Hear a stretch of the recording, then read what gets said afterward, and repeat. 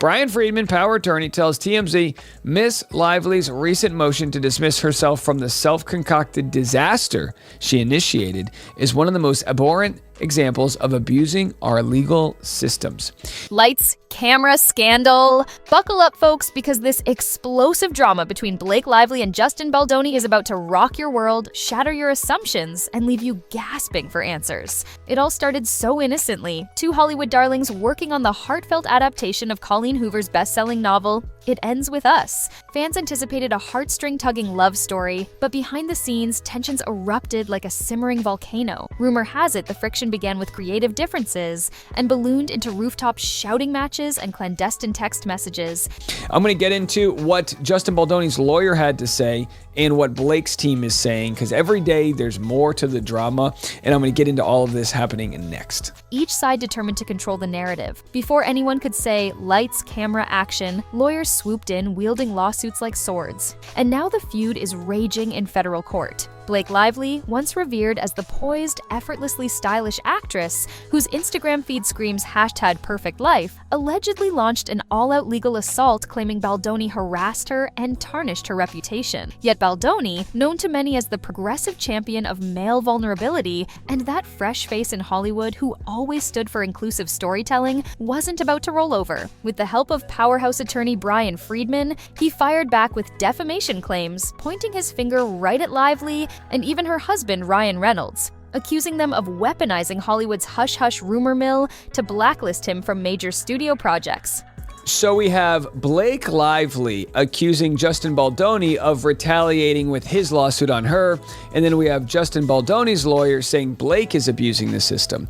And then came the biggest bombshell of all, the references to Blake Lively's private text messages, which insiders say could reveal how she allegedly orchestrated negative press and manipulated power players to ensure Baldoni's career would go down in flames. She denies it, of course, insisting that if the courts or the public ever got their hands on those scandalous texts, it would violate her privacy and drag other A-listers into a frivolous meltdown they want no part of. To be quite honest, everyone I meet's Team Blake. I mean, other than Taylor Lorenz. Everyone's Team Justin Baldoni. I got that wrong.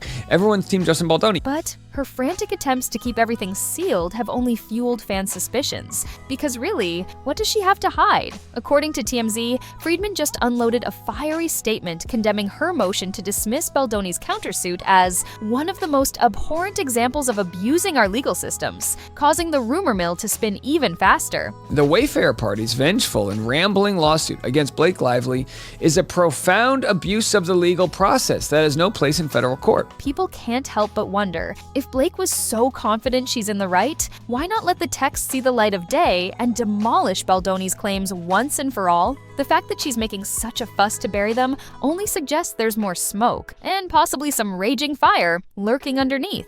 What happened was, and again, everyone's doing this. No one wants to be in this trial, of course.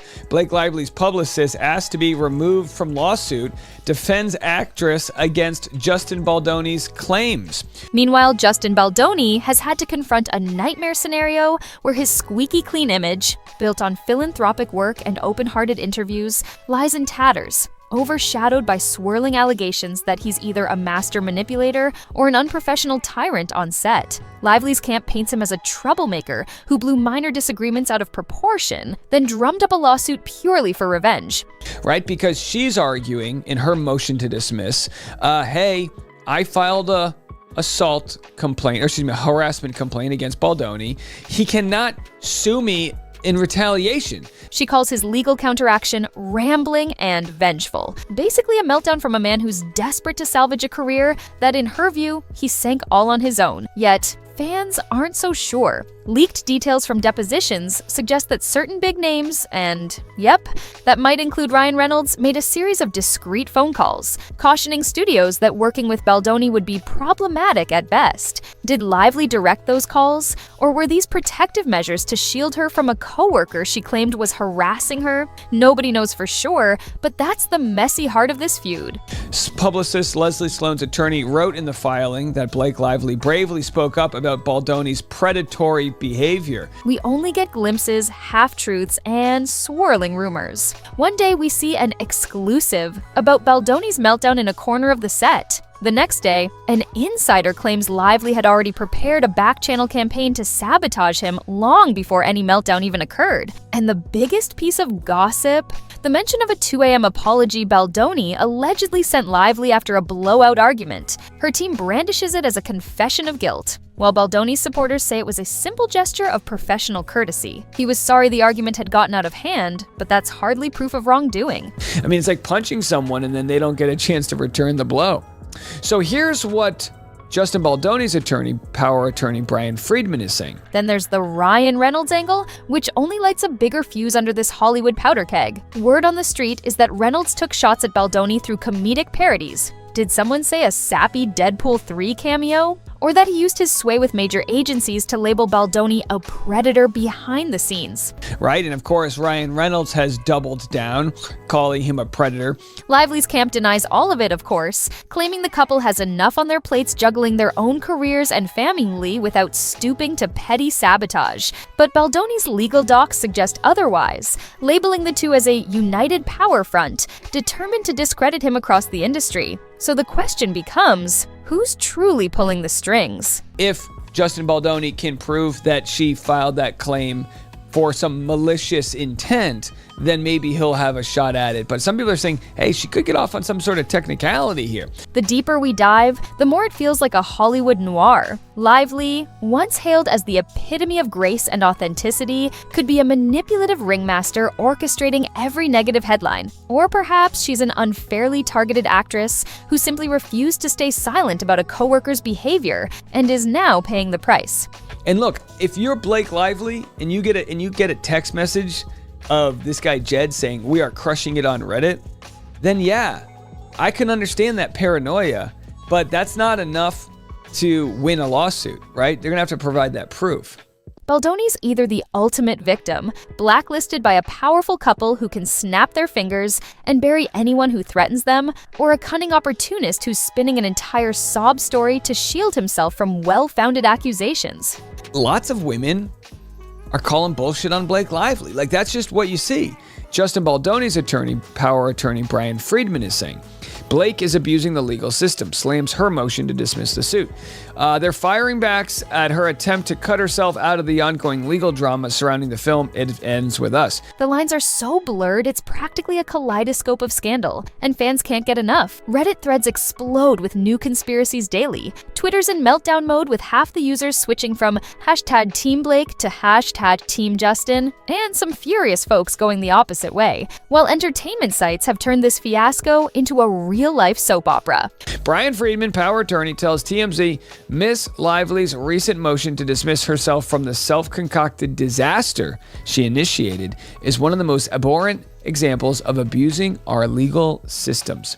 We're talking depositions, sealed court motions, frantic phone calls, a rumored docuseries in the works, and even speculation about cameo-laden exposés that might go streaming on Netflix or Hulu. This tabloid war has everything: A-list status, hidden text messages, alleged sabotage, a legion of outraged fans, and enough plot twists to fuel a year's worth of clickbait. The law prohibits weaponizing defamation lawsuits like this one to retaliate against individuals who have filed legal claims or have publicly spoken out about harassment and retaliation. One day, Lively's filing new motions to dismiss Baldoni's claims as frivolous. The next day, Friedman tears into her for twisting the law to suit her own agenda. Even more shocking is the suggestion that if these messages come to light, we might see not just routine gossip about other celebrities, but actual strategies for controlling the media narrative, and possibly overshadowing other big Hollywood names in ways that could open up a whole new can of lawsuits. The right to seek legal redress and the right of the press to report on it are sacred principles that are protected by multiple privileges, including the litigation and fair report privileges, which are absolute.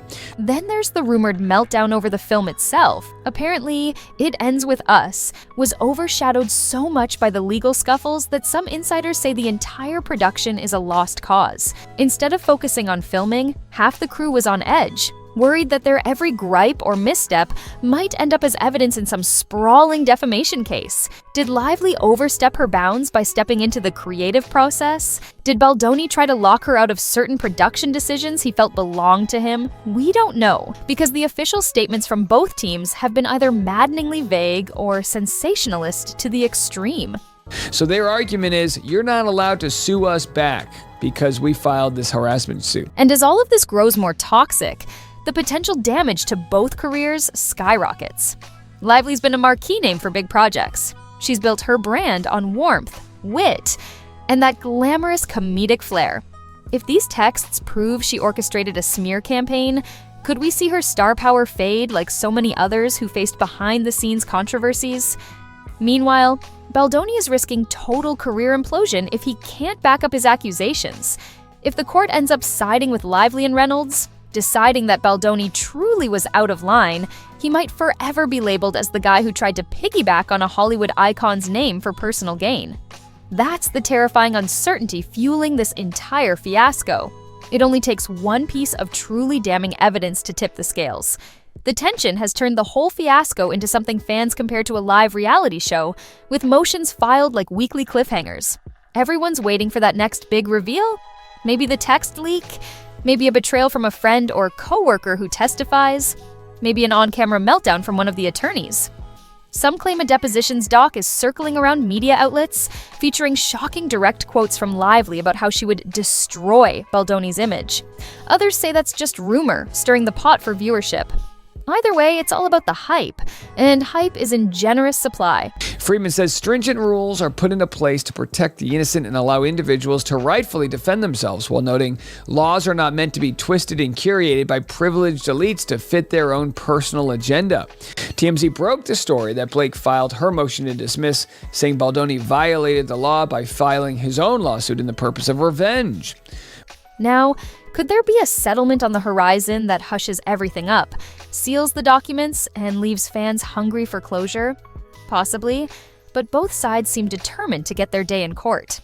Baldoni wants to expose the truth and salvage his image once and for all, while Lively presumably wants to shut down what she calls a vengeful, rambling lawsuit before it taints her unstoppable brand. And folks, that's where things stand. A Hollywood fiasco so messy and electric that you couldn't make it up if you tried. It might go to trial, or it might end in a hush-hush conference room with a stack of NDAs. But either way, we're all glued to our phones waiting for the next bombshell. So before you go, tell us, do you think Blake Lively orchestrated a ruthless smear campaign to protect her pristine public image, enlisting Ryan Reynolds' comedic star power to bury Baldoni once and for all? Or is Justin Baldoni taking us for a spin, using the court system and public sympathy to mask his own flaws and drag Lively's name through the mud? Drop your thoughts in the comments below. Was it her cunning or his desperation that lit the fuse? And don't forget to smash that like button and subscribe, because this Hollywood showdown is far from over. As new filings roll in and those text messages threaten to see the light of day, you won't want to miss a single twist. Because in Tinseltown, the brightest spotlights can cast the darkest shadows. And when they shine on Blake Lively and Justin Baldoni, there's no telling who will still be standing when the final curtain falls.